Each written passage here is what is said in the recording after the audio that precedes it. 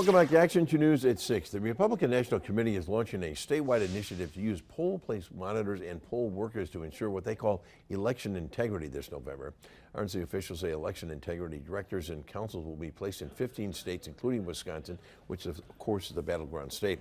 The RNC says its new election integrity division will help voters have faith in the electoral process. Opponents of the initiative say it will lead to harassment of election workers and undermine trust in voting.